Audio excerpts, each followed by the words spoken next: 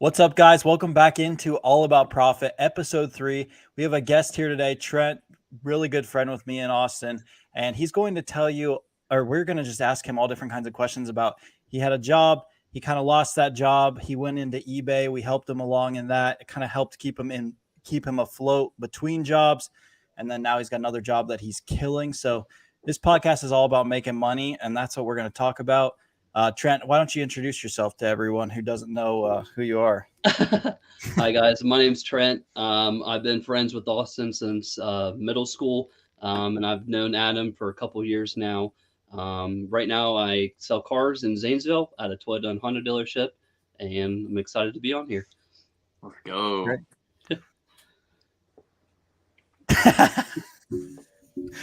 The setup's a little bit different with three people. Yeah, I so know. we're still kind of getting acclimated here, but I'll jump in right off the bat. I want to know, which I know a little bit, just skimming the surface, being friends with Trent, and what his previous job involved, and how demanding it was. Tell us exactly what you did, or in layman's terms first, because it is kind of complicated. Tell us what you did before you started reselling and what that job entailed. Yeah, so I worked with a subcontractor company that we subcontracted through Verizon, AT&T, Sprint. I was the guy, the IT guy at the bottom of the cell phone tower, and I was upgrading the 5G software. So when 5G first came out, me and my buddy were actually doing that.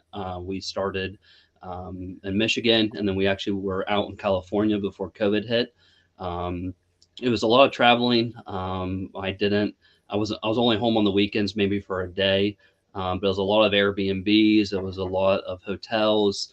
And then some of our sites weren't even close to one another. So I would just be staying in a hotel or Airbnb by myself. It was a lot of fun, though. I got to see the country a lot. I've been to like 30 states I worked in, maybe not many, 30, maybe 20 different states I worked in. But learned a lot. And then the reason for that job is it's kind of a feast or famine.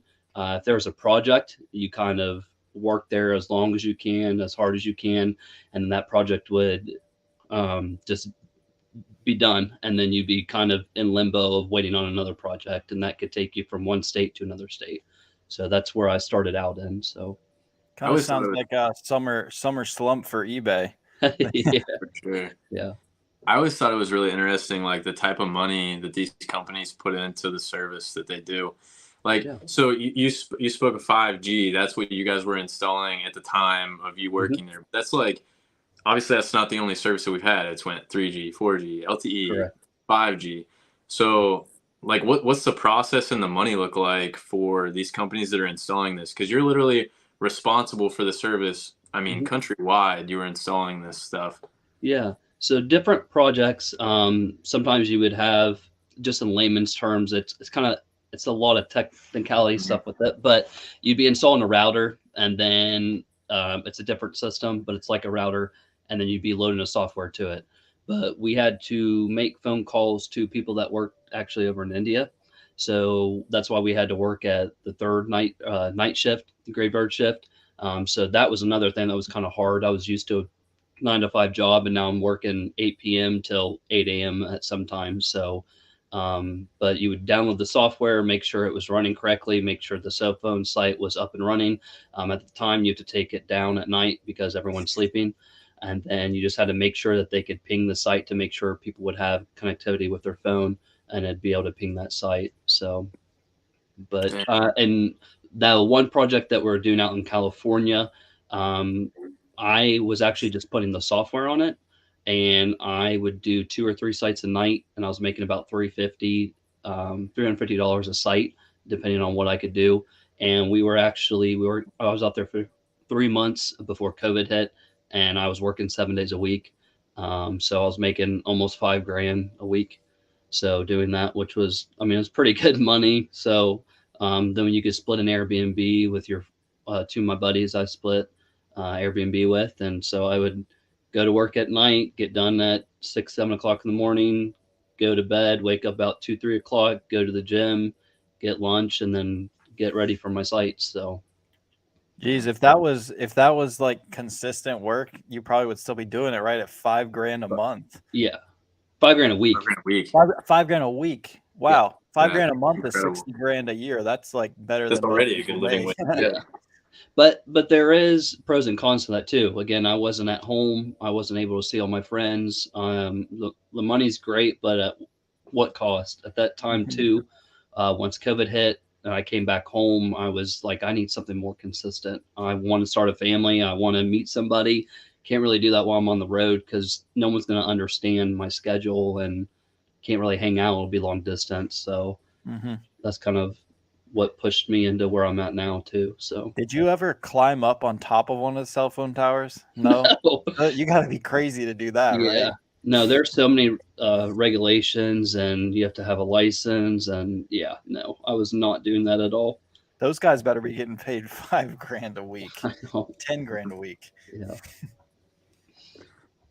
Yeah. So the money then too, from even like the companies that are having you guys install this. So there wasn't a lot of downtime between like 4G and LTE and 5G.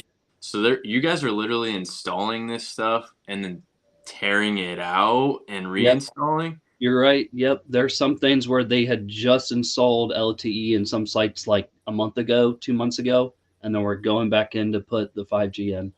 So that's incredible. Do you know what like dollar figures on what that equipment is like for what it costs the customer? That I don't know. Some of the equipment that I had in, each piece of hardware was $5,000 to $10,000, and I probably had 10 or 20 of those in my truck at one time. So, yeah. Jeez. That's insane. I see like some of the transitions at these places. My girlfriend's mom's boyfriend, he does the same thing, but he's climbing towers. Yeah, I know, a little bit down the chain a little bit. But he showed me pictures at like, like the Red Stadium up by the light posts. And then, they have stuff installed like in between the seats and stuff too. They're getting to the point where they're trying to install enough, and I don't know firsthand, but they're trying to install enough like places where you can reach the service. Yeah, enough bandwidth to actually service the capacity of these places. Because like when you go to Cedar Point or you go to a big game or something, you're not getting service. Like you still have no service. So they're trying to mitigate that and have more bandwidth. I guess you can drop the tech term on me. That's exactly what it is. It's thousands of people in one area. That tower can't hold that many people at one time. So, our buddy Matt, he was actually at the Cincinnati Bengals Stadium, and he upgraded that, which was kind of cool to see that. So, how did you get into that? Like, did you have to go to college for that, or? No, so I was actually in Florida. I was out of college. I was working at Geico as a claims adjuster and hated my life. And and I was like, I don't want to deal with this anymore. At the time, my ex-girlfriend and I broke up. So I was like, there's no point to stay here in Florida. It's great. I love it. But Matt, my buddy Matt actually said, hey, I got this job. The hours are long. The pay is amazing. He told me what he got paid. I didn't believe him. He screenshotted his bank account and then I believed him. So I had to go to training for 2 weeks on one of the projects that we're doing at the time. Did that for about 5 months on that project. And then I had to go, then that's where the feast or famine happened. We didn't have a project for 5 months, 6 months. And so all the money that I had made, I had saved, which was good that I could live on that. But after that, then I had to actually go to Jersey for a week to do another project. So you don't have to have any like an associate's degree or a bachelor's degree, as long as from the company that we work for, as long as you had the accreditation from the class that you took, that's all they needed to see. So interesting. So after, or like once you started getting these laws, that's kind of when you started looking into other ways to make money. Is that how you like started to talk to Austin about how to make money and maybe potentially do eBay? Yeah, that's exactly how it happened. I'm not one that I was more reserved in wanting a 9-to-5 job and getting a guaranteed pay. And I was not okay with, well, we'll go work for 3 months and then be off. And so I was like, well, kind of need a side hustle or something else that I could do in the meantime to where it's generating like almost to a month, depending on how sales were going. and I actually bought a bunch of Funko Pops. And I actually met Adam through Austin, and I asked Austin, I said, hey, I have like 300 Funko Pops that I bought that I don't need anymore. Do you know anyone that would buy it? He goes, yeah, my buddy Adam. He's a reseller. He'll buy them. And so that's how I kind of got connected with Adam and that. So I remember that, and I was like, dude, just list these on eBay yourself. yeah, I don't want to undercut you and take this. I was like, yeah. this is Austin's friend. Like, take the extra money. Before, That, like, sorry, but before we go crazy into the eBay, I got like a little bit of a deeper question. I guess first off, if you don't have like a girlfriend or you're pursuing anything crazy in life, it sounds like installing cell service is a great route to go. it is. But like, what do you guys feel about? That's something that I've struggled with a little bit in the past. I mean, couple years even. I kind of look at things like I'm trying to make as much money as possible now so that I can be happier earlier and then later on. But like if I sit back and look at the grand scheme of things right now and I ask myself the question like can I be happier now with my life if I kind of scaled back on the things that I'm doing and trying to, hustle as hard as I can and make as much money possible now so I can reap the rewards later. I mean, it's a really tough happy medium because it's like at what point do you draw the line and find something that you enjoy and you can still kind of have a life along with that. So I don't know. That's kind of a question for both of you. Like, do you guys feel like you could be happier now if you worked less, maybe made less, or do you like? What's your goals with life and work in general? I personally like enjoy where I'm at in life right now, and I think I'm in the same mindset, like thinking like building as much capital, as much money as I can right now and really grinding like while I'm young and have the energy to do so and don't need as much sleep as maybe when I'm younger. I get maybe like 6 hours of sleep a night. It's probably not healthy, but like I'm just Work. excited to get up and get going with the day.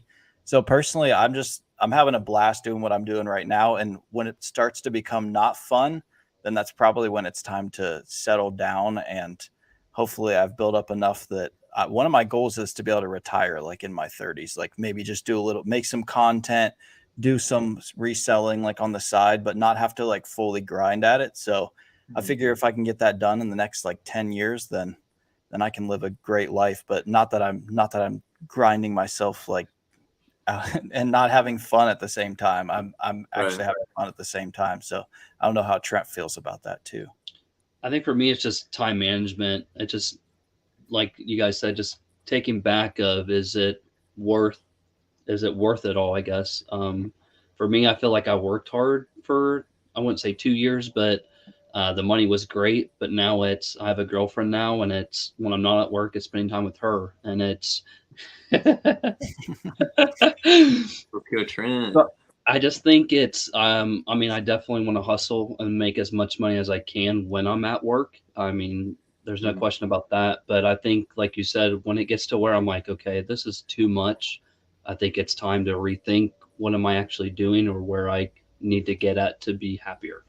I think a lot of people, they get frustrated right away and they want to make, I don't know, they want to make more money doing something else. And I feel like your guys' last podcast, even about having your inventory and people wanting money right now, well, sometimes it might take 3 months, sometimes it might take 6 months. So I think now where I'm at in my life is what can I invest in now that I'm able to be comfortable with, that, like Adam said, you can retire when you're in your 30s, you can retire in your 40s. Like, I feel like our older generation is, they work till they're 65, 72, and they worked hard to get there. And it's, I want to work smarter, and I want to enjoy life now where I'm at. I don't want to work till I'm 60 and be so wore out that I'm like, I don't want to go and do anything. I just worked my entire life.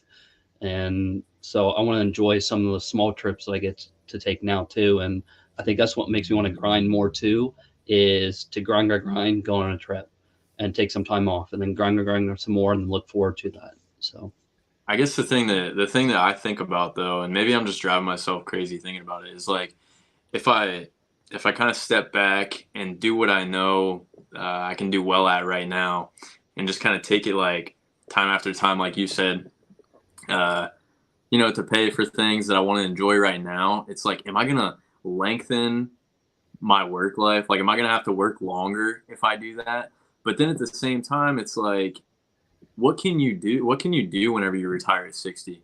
Honestly, you can't enjoy it at that point. Like if you're 60, 65, I mean, that's the staple that we've set as a retirement age is 60, 62, right? And what can you really enjoy about life? Like it'd be sweet if we could flip flop and, enjoy our life and not work until we're like 30 or 40 and then just work until we die. But obviously that's not practical, but it just sucks, Yeah. man. I'm kind of following like exactly what my dad did. Like he didn't Yeah. resell for a living. He worked at like Nationwide and had different side hustles, had his own company and everything.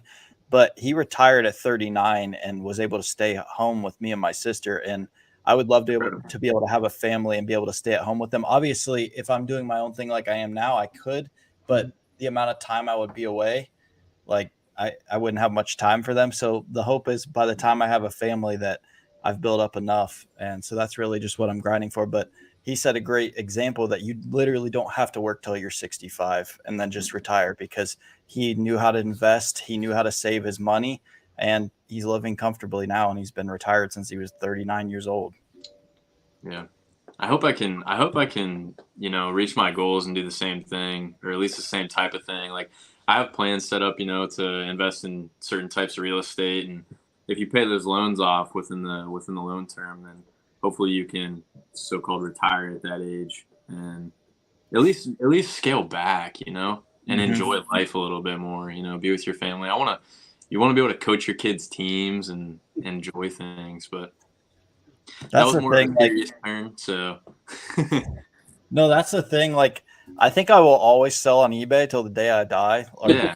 Some sort of reselling because I enjoy it, but like scaling it back, eventually it'll probably get scaled back. But like right now, I'm having a blast. We're gonna keep trying to scale this up.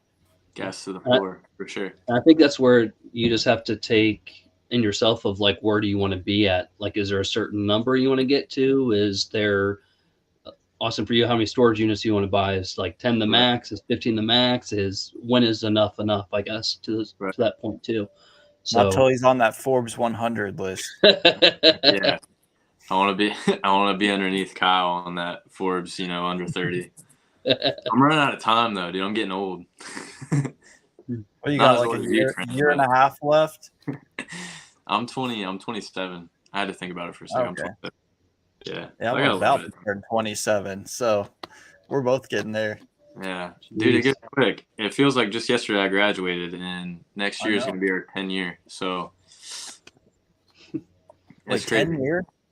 Yeah, dude. I took a gap year, so. Oh yeah, I took a gap year, and then I thought you were talking college. I was like, it's not been 10 years. Ooh, no. Whenever it's 10 years from college, we better be somewhere. Yeah, we better be somewhere by then.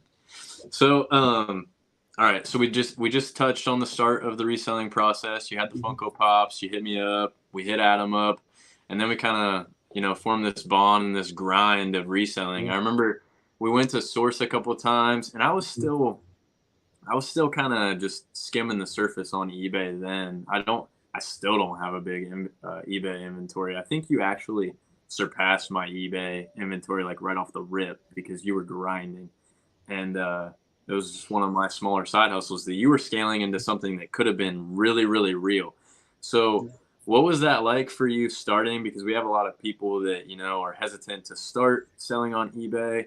What did it take to start selling on eBay? And then also, did you see yourself scaling it to what you did in such a short amount of time?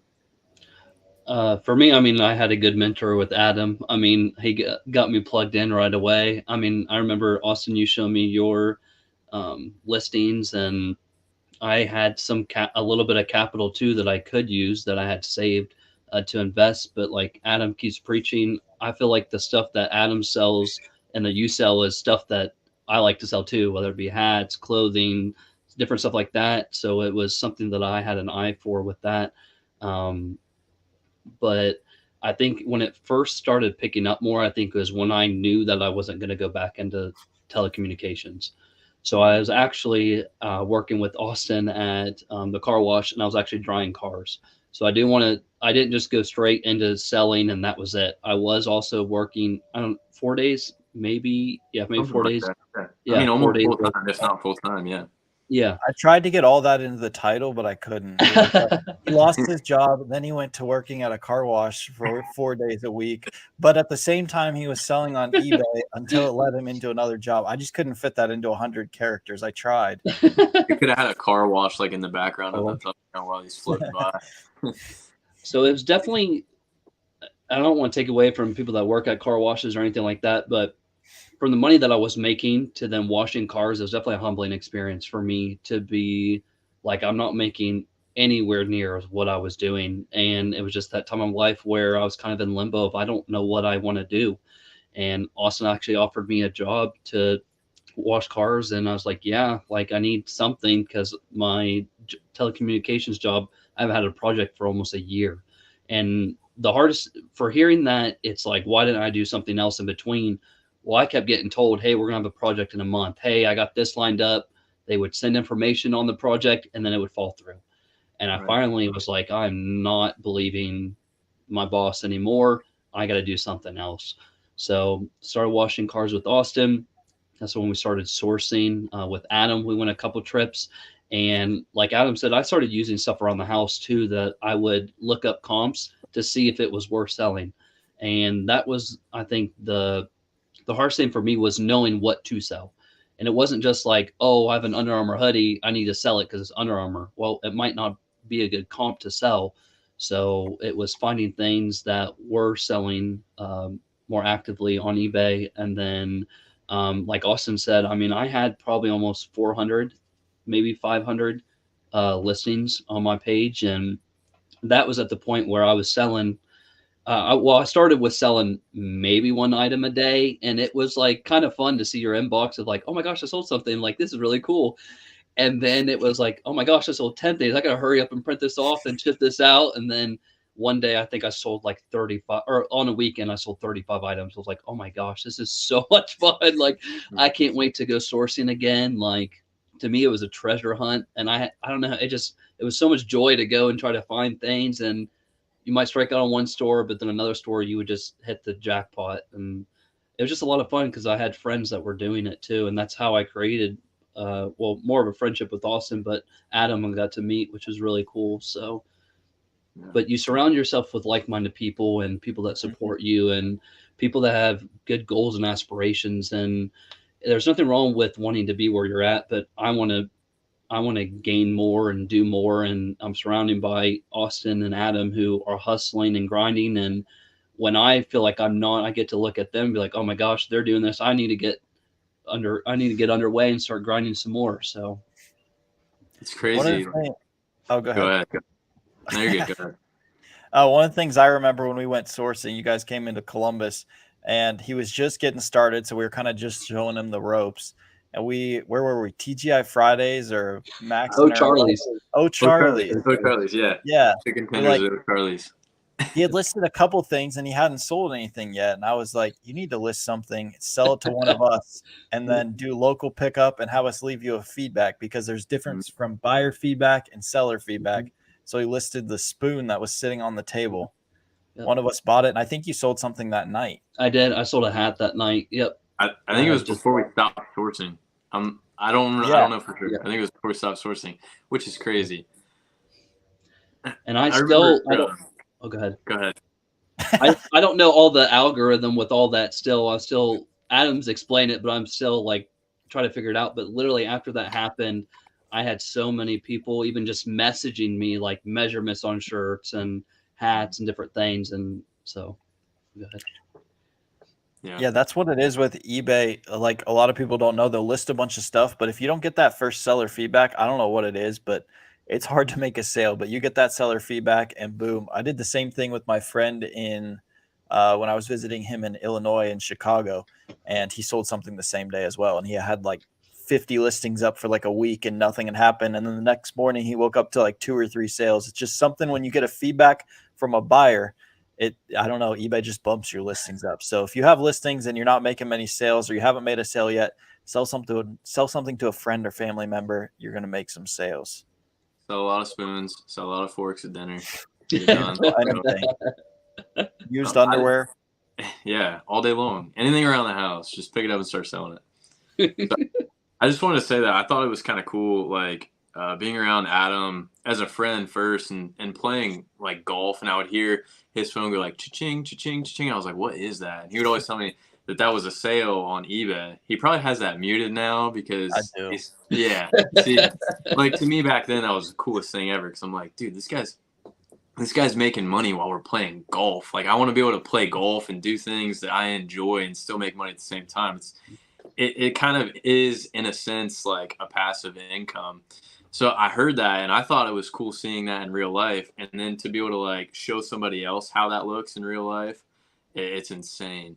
People don't understand like how doable it is if you're willing to put forth the effort and the work behind it. There is a lot of footwork involved. Oh But yeah. once you get started, I mean, next thing you know, you're at 500 listings. And Trent sort of like he started with the same stuff that we did, but then you started getting into like the dressier clothes. I remember too, and you were crushing it. I don't even want to say the store. I don't know what store. I think I might, but you were killing it with the dressier clothes. Birch. You were Burlington. Oh, Birch, you Burlington. I you don't got know. You were Birch too. killing it.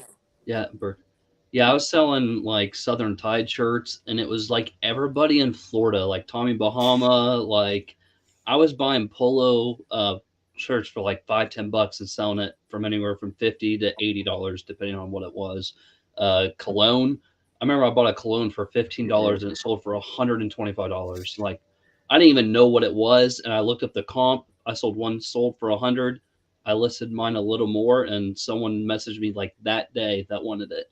You So kind of became a cologne expert, if I remember. You were at Marshall's just scanning all the colognes. And I think a couple of times I even sent you a picture of someone, was like, you know, if any of these are good. Like that kind of became your bread and butter. For you had polo shirts and cologne, and he If was I was just raking slinging them. If I was making $100 off of one bottle of cologne, I'd probably be pushing cologne too. I mean, geez, that's all it takes is one, and then you kind of get the feel for it. And it does. And I think what helped me too was shipping was my biggest concern, because I just didn't know what to ship or how much if it was going to cost me to ship it. And Adam really, like one night, really just walked me through it. And I remember we were selling Pokemon cards and baseball cards when they became like 15 cents or something to ship them. Crazy that I was still shipping them for like $3 or $4, and it was more to ship it than it was what the card was. And I think after I learned what I wanted to ship and make it smaller, I think that's where I honed in on what I actually wanted to comp and stuff like that. Yeah, that's a big thing I tell a lot of people that start out, is to start with things under a pound, because you know what first class is going to be. I think when you were doing it, it was probably like 550 was the max first class. Now it's pushing $7 because they keep raising that. But still, you know what the max something is going to cost. Yeah. You got the 4, the 8, the 12, the 15.9 ounces are your thresholds. So it's going to go up at each one of those. So if you know it's under like 8 ounces, you know it's probably going to cost you like $4.50 to ship. If it's close to a pound, it's going to cost you $6 to $7 to ship. So you can kind of build that into your costs. It's when you get over a pound that you can kind of, some people can get lost in the cost, because they don't, it could be anywhere from like what, $8 to $35 if it's going to California for us. I mean, it's just a very wide range. It depends on where it's going. Whereas first class does too, but it only varies like 30 cents per threshold versus like $30. And I think that's where I learned too of some people didn't want to pay for shipping. So then I would just put the price higher on the hat then to add that into the cost. So for whatever reason, they just didn't want to pay for shipping. So on different comps, that's what I just started doing. So it's a good strategy in your pricing. So you went from a really good paying job that was super demanding schedule, to working part time, maybe full time. I think you were working full time at the car wash, and then developed a side hustle. It's kind of a blessing in disguise almost to work like a lower paying job at first, so that you can kind of relearn the value of a dollar and be like, whoa, like I need to do something else and step it up to like live within the means that I was used to living before. Yeah. So, and you might not remember like how much money you were bringing in from eBay in general, but I mean, obviously a good supplemental income on top of the salary working at the car wash. So then what did that look like? I mean, on a daily basis, and then how did you know that reselling was or wasn't for you? I would say when it picked up to where it was more consistent, I probably was making 2 to 3 thousand a month as a side hustle, which I don't think is. I mean, it didn't take that much That's effort to really do. good. Honestly, like yeah, I In was that short pretty amount of time, that's really good. I was That pretty was like a happy. month in, right? Yeah, Yeah, super it quick. probably was. Yeah, it You're was. being humble because I remember, and it was super super quick. And Austin was jelly. He was yeah, jealous. I'll speak on it first because you're not going to tell the truth. All right, you scaled it pretty high, like right off the rip, and there was a point in time where it was like maybe you should consider doing this full time because it was really fast growth. You were finding your niche and you were crushing it on sales, and you had the listings. You had the listings that you needed to do something like that full time. So, anyways, go ahead, keep going. um, so I started just scaling back because I got a job as a car salesman. For me, I wanted to make sure that I was there all the time and my whole focus was there. I knew the amount of money I could make as a car salesman. So I kind of scaled back my eBay. I just felt like because I have to drive an hour, it's in, I don't mind, Zanesville, Ohio. So I'd have to drive an hour to work there and back. And for me, it was just getting up early and then coming back late. And then we close at 7, but I might still have a customer till 8, 9, 10, 11 o'clock. So it was just, it kind of got hard to ship things. And I just wanted to focus more on selling cars. And I mean, do I regret maybe scaling it down? Probably. I mean, I think if I put more of an effort, I probably could have done both, or at least maybe change my shipping days from 2 days to 5 days or something like that. I probably didn't even know that was an option at the time, to be honest. I thought I just wanted to ship it out real quick so I got paid quicker. So, and I had the time to do it. So, um, I mean, it's still in the back of my mind to still sell. I mean, I still have a box full of stuff here that I could list again. But I don't know. I just felt like it was really fun. I do enjoy it. But it was just it was just a part of my life now. And maybe it might be in a little bit. I'm not sure. But go ahead.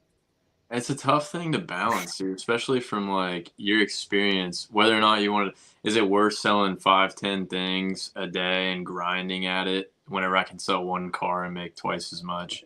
And I don't know what the royalties are with selling vehicles now or if it changes, but yeah, it's a tough thing to balance. I mean, who knows? You could have been making another 50K a year reselling on eBay, or you could have maybe you made the right decision.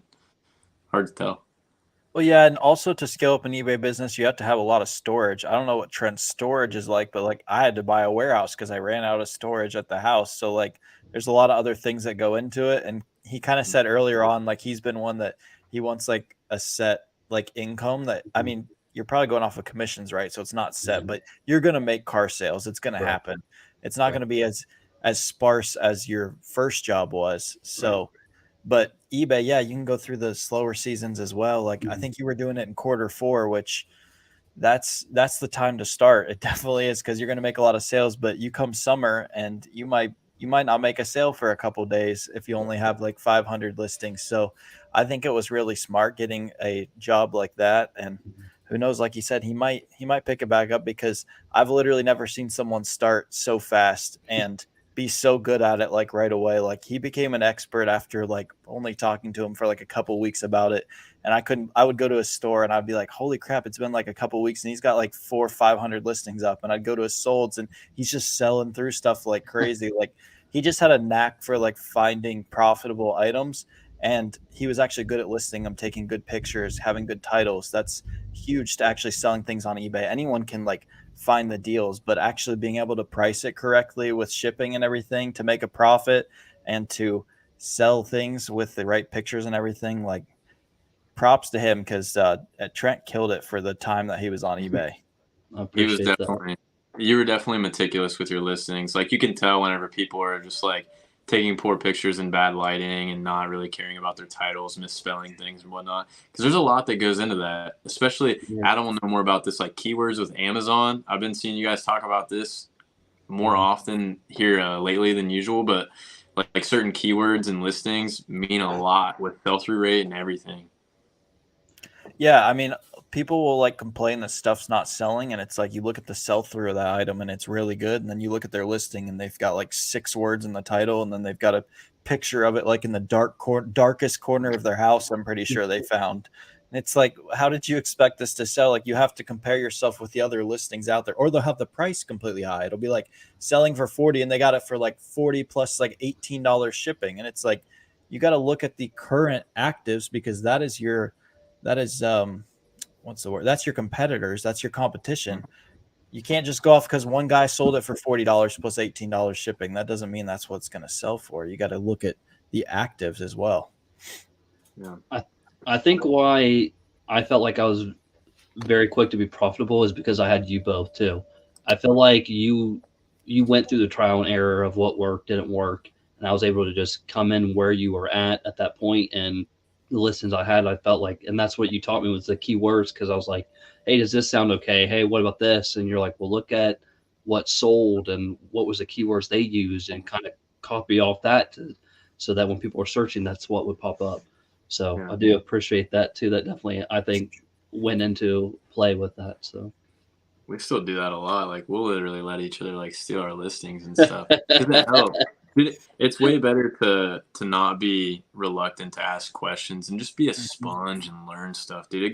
That goes for anything, honestly. I've learned that more over the years. Like a lot of the times I just wanted to do things myself and learn the hard way. And it's really not beneficial for you or anybody around you. It's just way better to be a sponge, learn things and try and do them the right way.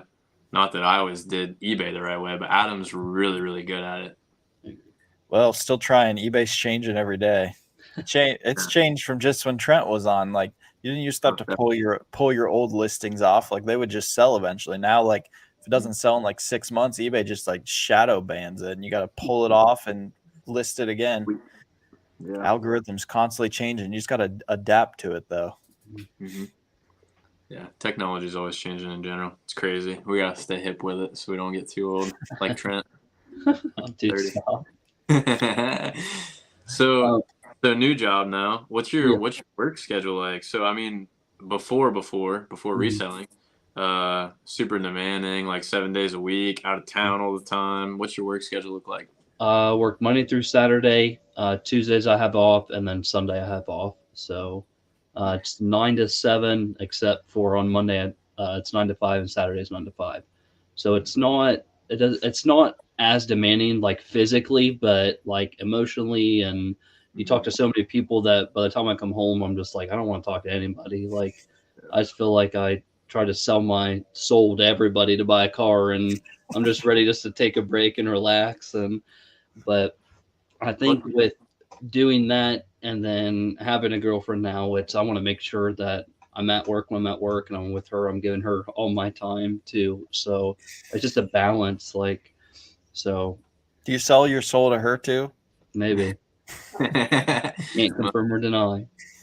Yeah.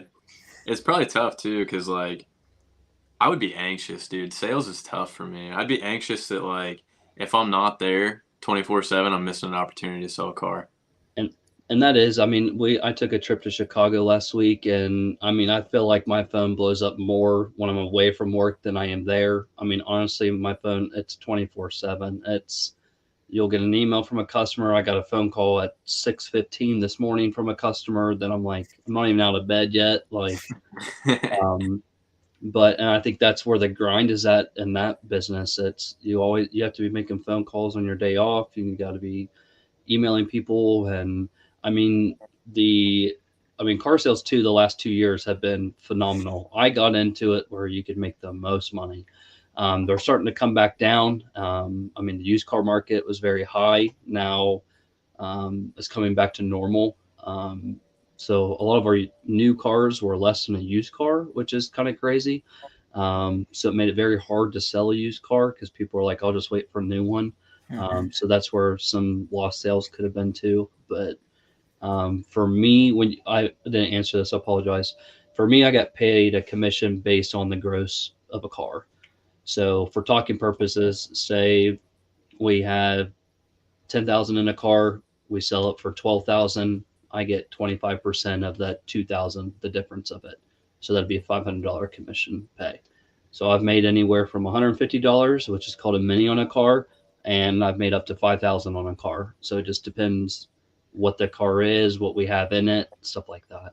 Can you tell us what the car was that you made $5,000 on? It's a TRD Sequoia Pro.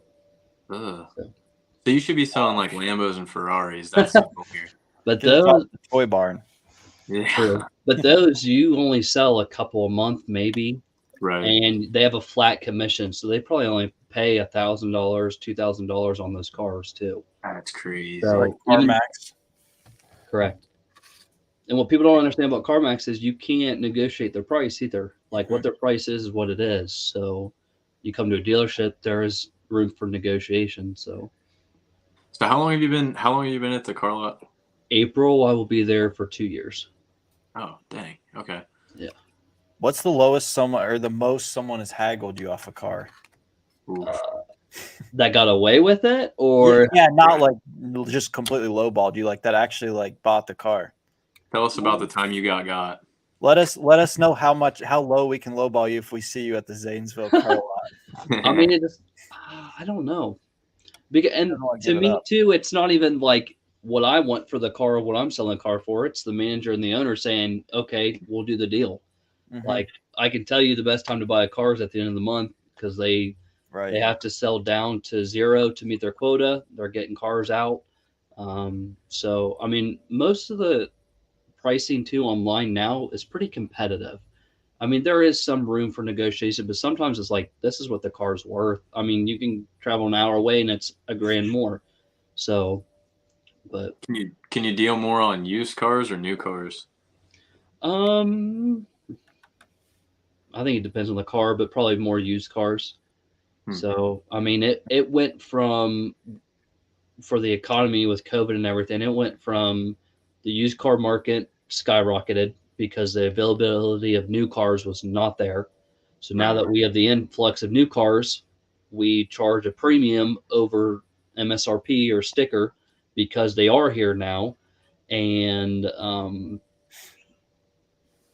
so now we're back at sticker, and now people are in the mindset of, I never pay sticker, never pay MSRP. I want 500 off. I want 1,000 off. A lot of people are like, I want invoice plus 500. And so it just depends on the car, depends what my manager says that day, whether we can sell it or not. So, I mean, there's good. What's your pitch? What do you mean? What's my pitch? If I'm walking on your lot today and I'm just like, Sell me this pen. Kicking, sell me a pen. I'm kicking tires on a new Toyota Camry, just looking outside, and you come out. What's up? My name's Trent Kiger, and I'm like, all right, sell me a car. I would say, welcome to Zanesville Toyota Honda. My name's Trent. How may I help you today? Or that's the first go-to. Or the second is, I noticed you're wearing an Ohio State hat. Like, oh my gosh, my name's Trent. Did you see the game last weekend? Like, what happened? Like, you try to find something. Huh? I said you get personal with it. Heck yeah, you have to. You have to make people feel like they're your friend. Like the car business in the 1980s, I mean, everyone got screwed, like got taken advantage of. Now everyone that comes into a dealership just already has their hands up ready to fight you. And it's like, I just want to find you the perfect car. Like we can make the money work. Like, and it does sound like a sales tactic, but it's really not. For me to find the perfect car for you to be happy to drive off the lot, that's the hardest part. You can make the numbers work. You can make your budget work. You can, whatever it is. And a lot of people don't want to tell you how much they want to spend for a car. And it's hard because it's like, if you only want to spend $200 on a car, I can't show you this $40,000 SUV. I can't sell you a RAV4. So it's like, why would I show you something that you don't have in the budget for? It's not that you can't afford it. It's just you don't want to pay for it. Right. So that's where it kind of gets to where it's like, well, just show me what I want. That's tough too, because we've kind of like conditioned consumers to just know and accept that they're gonna lose money on a vehicle. It's a depreciating asset or even a liability at that point. Not mine.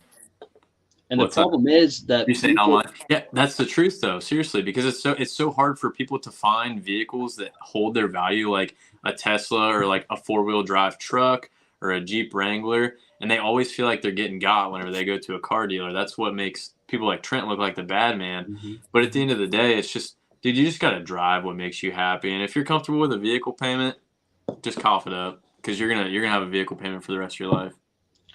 The hardest thing where people are at now is you could buy a brand new car and drive it off the lot and make money on it. Yeah, Like it's crazy. we were taking cars that weren't selling to an auction and they were bringing 2,500, 5,000, 10,000 over what the sticker was.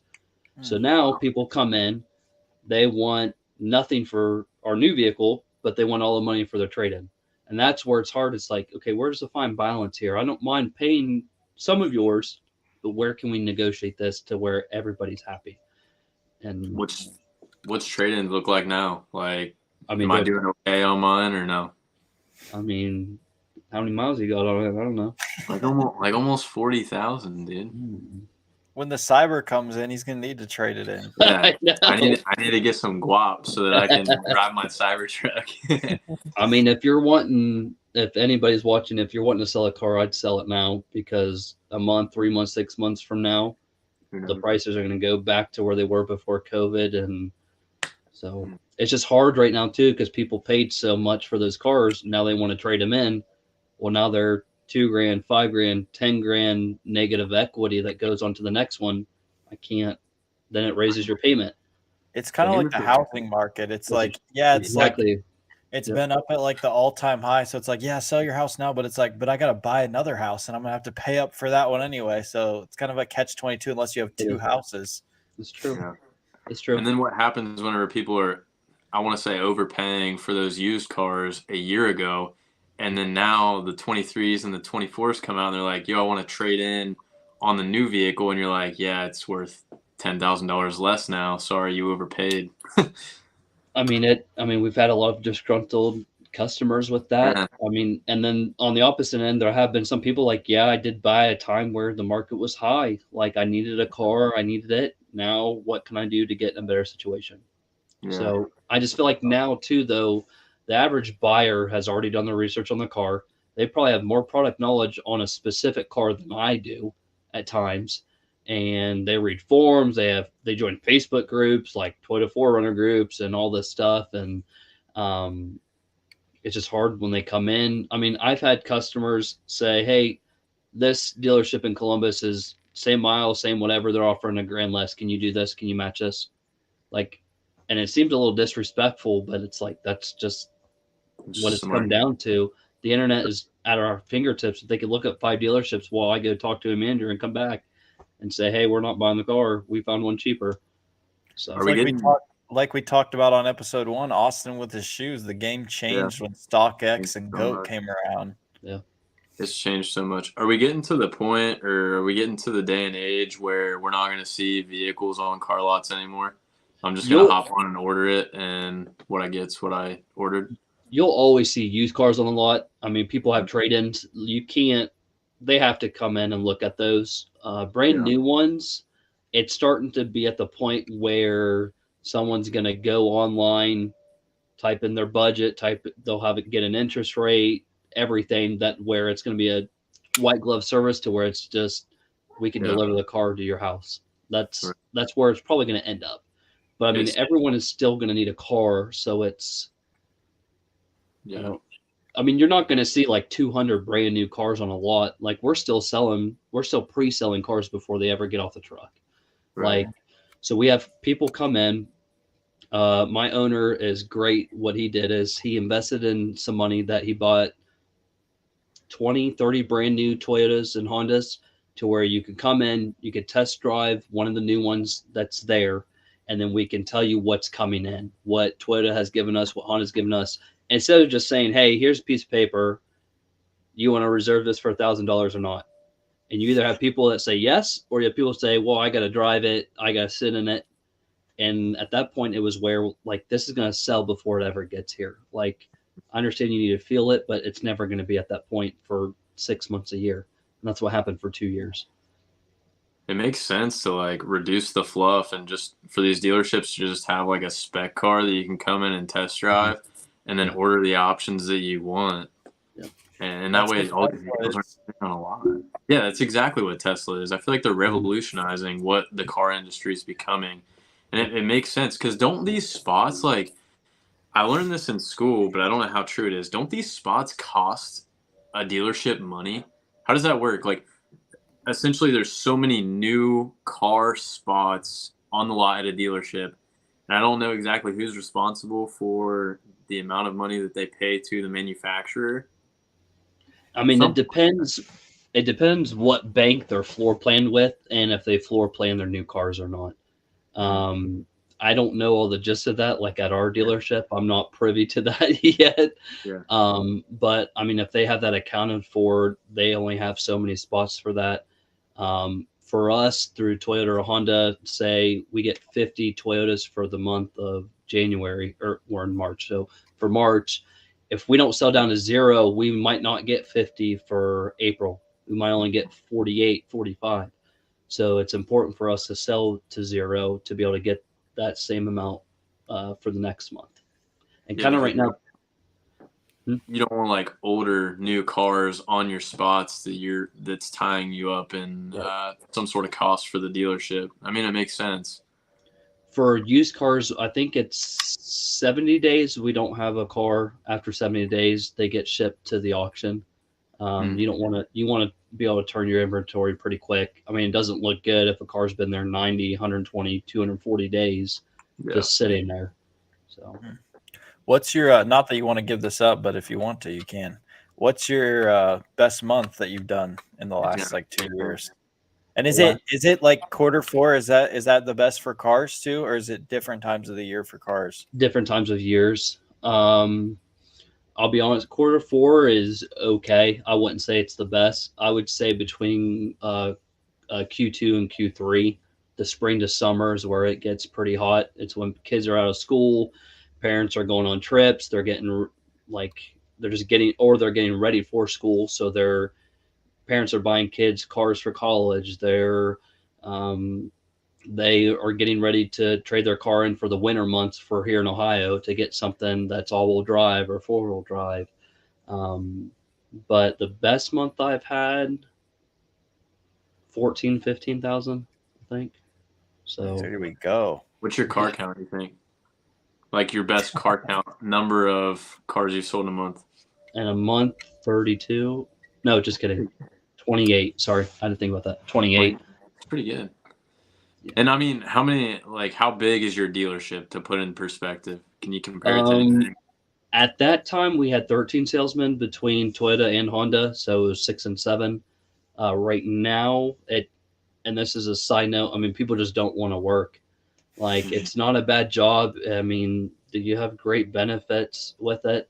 Right now, I think we have 8 salesmen now, so it's 4 and 4. Which, I mean, on a Saturday, a good Saturday, I mean, I could have 2 or 3 customers myself. Like, it gets pretty busy. So it's not just Zanesville either. I mean, we drive traffic from Columbus, like Athens, like everywhere. Cleveland, Cincinnati, everyone will come to our dealership too. So Nice.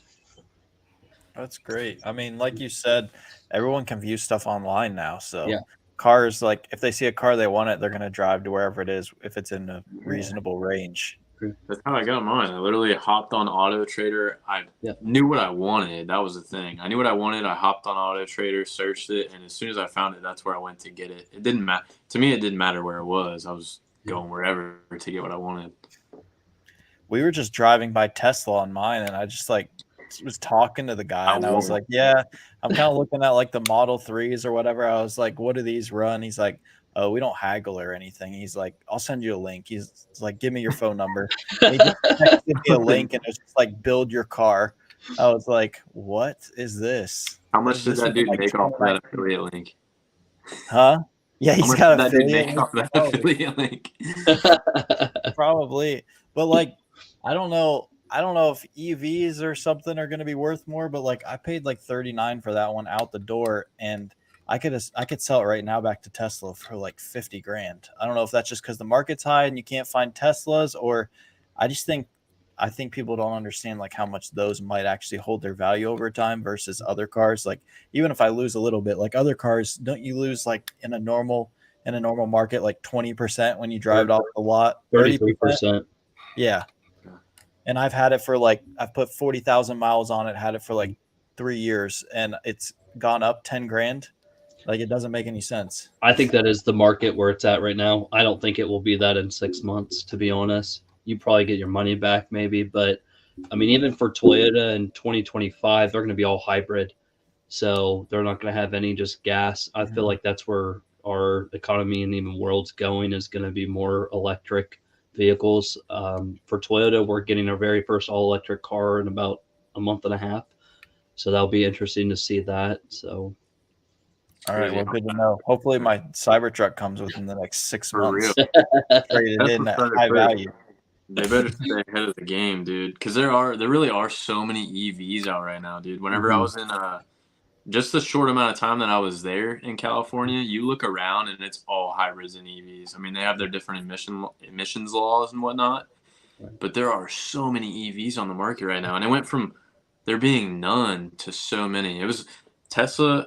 I mean, were there any all electric vehicles before Tesla, or around the same time that Tesla was introduced to the market? Not like There were when the hybrids. Roadster came out, like Yeah, 2010. not all electric. There was I mean, hybrid, even now, but not all electric. Even now, there's like nothing. I mean, I rode in a Mercedes EV whenever I was in the Bay Area, but that's a luxury thing. That's not something that's affordable for everybody. But even like the Hummer EV that's out now, that's like over 100K. But now we're seeing, like you said, the Toyota's starting, Chevy's right on the ball with it. Ford is too. I mean, they're developing even these sports cars that are all EV, and it's going to be hard for people not to buy them just because the specs are so crazy. Yeah, I don't want to sound like a Tesla stan. I just feel like all these other companies are having to play catch up on them. Like, Battling from behind. I see all these companies like putting out these commercials for all these, and I look them up, and it's like they're pumping out 2,000 of these this year, and it's like Tesla pumped out like 1 million Teslas last year. Like, and everyone's trying to play catch up with the technology, and I feel like as long as Elon is alive and like still running that thing, like his ideas are like so crazy. I mean, some of these other companies may have some more money behind them, but I don't know if they're going to be able to catch up. Definitely the world is going more EVs. So I'm not trying to, I guess I just sounded like I was completely defending Tesla. I'm not saying any of these other ones are horrible, but like you look up some of the specs on them too. And like, first, one of the things that really bugs me is why Ford came out with one and named it the Mustang. Like, don't mess with like the classic Mustang car. Like, why name it something else? And then the fact that the original one only went like 150 miles, I was like, why even bother until you can get that up over like 200 at least? Yeah. And the Cybertruck's supposed to go like 500 miles on a charge, which is ridiculous. Yeah. I don't know if you've seen much news about it. I've been trying to follow it because like everybody around me is like, you're never getting the Cybertruck, like joking with me, like, when's it going into production? But yeah, it seems like they're pretty much just gonna dwindle down to the dual motor up to the quad motor, and then hopefully we start seeing them this year, dude. But once they go into production, I think we're gonna see a lot of Cybertrucks. I really do. I do too. Are you going quad? I don't know if I can afford it, dude. I don't got your money. Honestly, if sell some of those Yeezys and Jordans behind you. Yeah, for real. 40 grand sitting there in shoes. For real. No, I think I don't know. If I can justify spending like close to the same amount of money that I have in my vehicle now, then I'd do it. Yeah, it'd be stupid not to. Like the dual motor, what they had that priced at right off the rip, I was like, duh, no brainer. There might be a tax incentive there, plus never pay for gas or maintenance. Drive it for a few years till the batteries are wish-wash and then ship it. If you don't get the quad motor, I'm going to only ask you to drag race, and I'm going to beat you every time. Man. Yeah, see now, because like if they do away with the single motor, if I drive the dual motor, that's going to be like the lowest model. Oh, well. I don't know. I mean, that'd be cool. I think they're super practical. I think we're going to see a lot of them on the road. I've seen practical. a lot more. The Cybertruck is the farthest looking thing from a practical vehicle. But it is, though. But it is. Dude, it has, I guess, like all the conveniences and the cool factor. I remember seeing a video with Elon and Jay Leno. Jay Leno is obviously an avid car collector. And he asked them, like, why does it need to be bulletproof? And Elon looked at him and he was like, do you want a car that's bulletproof or not? Like, is it not cool to you? And of course he was like, well, yeah. And he was like, all right, enough said. Like, that's it. So I don't know. They've got the cool factor. If they get the price, if they keep the price where it needs to be, everybody keeps saying that they're going to raise the price, but they just lowered the price of all the higher model Teslas. So hopefully they stay competitive. Yeah, I guess I'm not getting the quad motor if it comes out and it's like 100 G's. I'll go with the cheap one then. The problem is they know they can get that though, because like the Hummer's over 100K, like that Mercedes I was talking about is luxury, but it's over 100K. There's a bunch of them out right now that are in that 6-figure range, and people are paying for it. It's crazy. I think another thing, like what I was saying, is since they've been on this technology for so long, their costs are definitely lower and they're pumping out more. So I think they might keep their costs lower, and that's how they'll be able to stay like still a luxury of electric cars, but like way cheaper than these other companies too. Yeah. I read a lot of articles, and it seemed like that was kind of Elon's game plan, was to make less margins, but just be more of a prevalent automobile company in the country. I mean, it makes sense. Who cares? Do the quantity over quality play at this point. He's got enough money to withstand the demand and the production at this point. Yeah. So why not? I mean, why not see a crap ton of Teslas on the road? We should see just as many Teslas as the American-made manufacturers now. As we see Toyota Camrys that are everywhere. This podcast is sponsored by Tesla. At this point, honestly.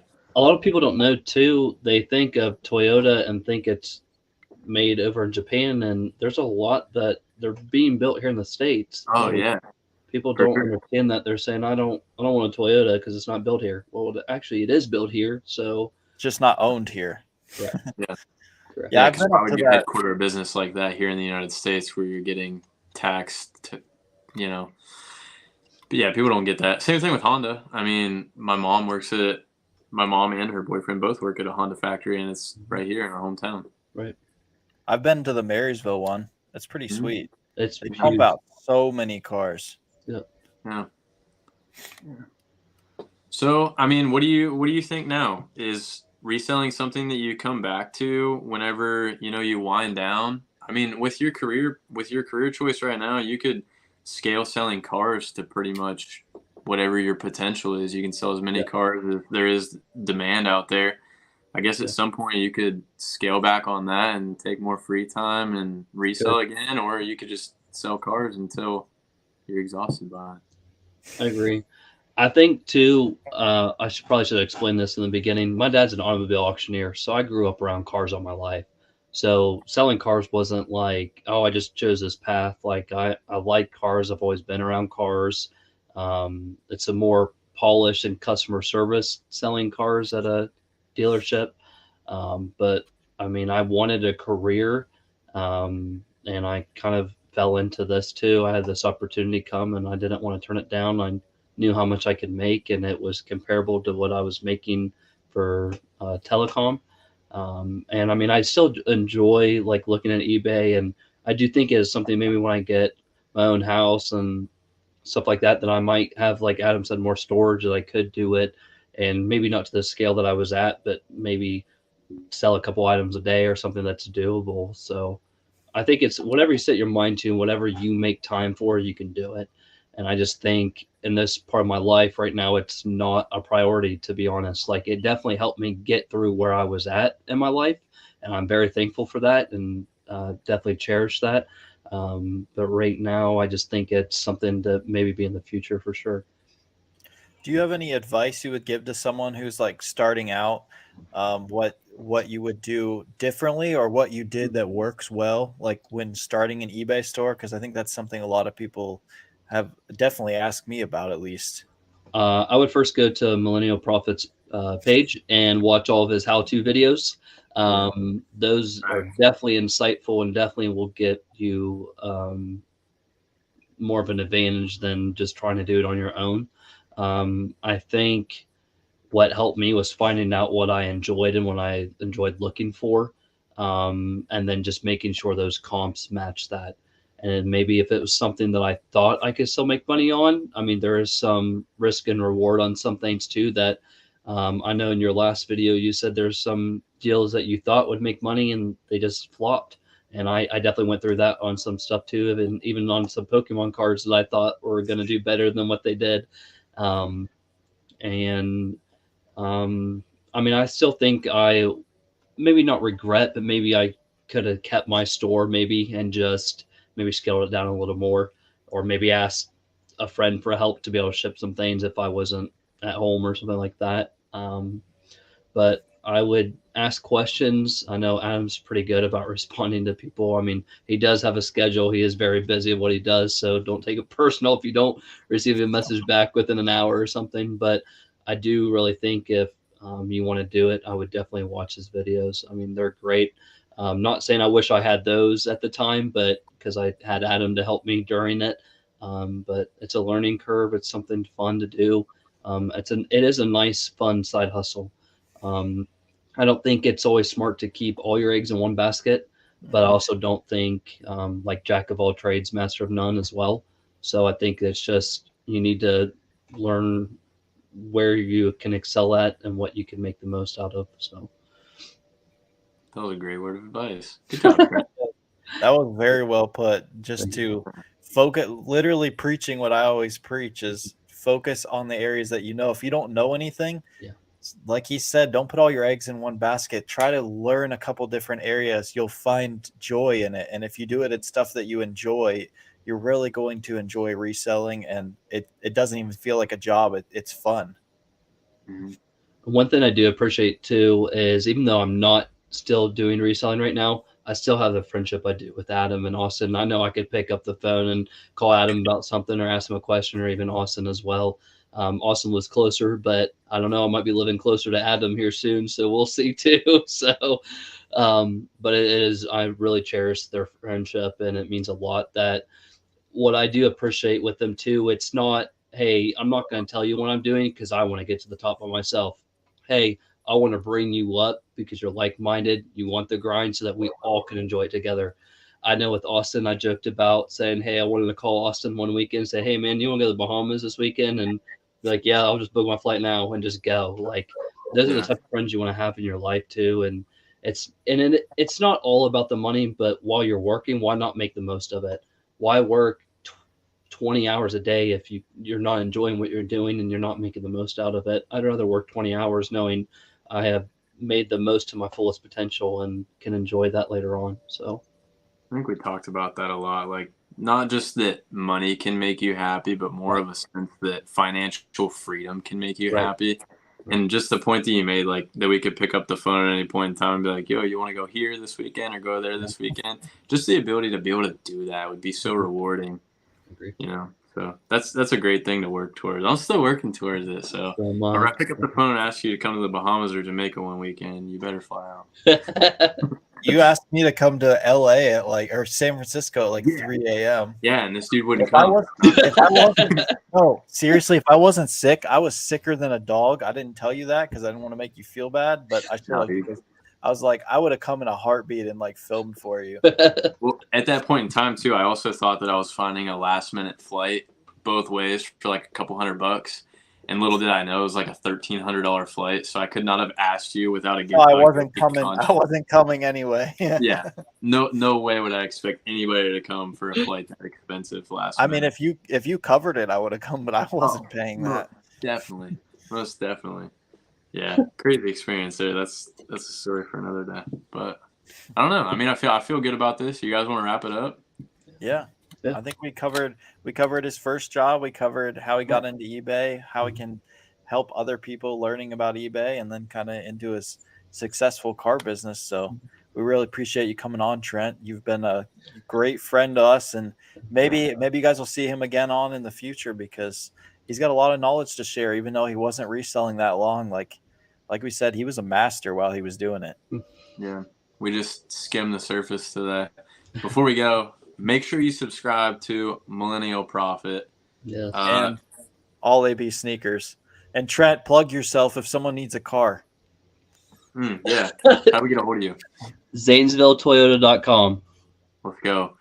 Hit up Trent Kiger at ZanesvilleToyota.com. Yep. Doesn't hurt to say it twice. All right. See you guys. Thank you. Peace.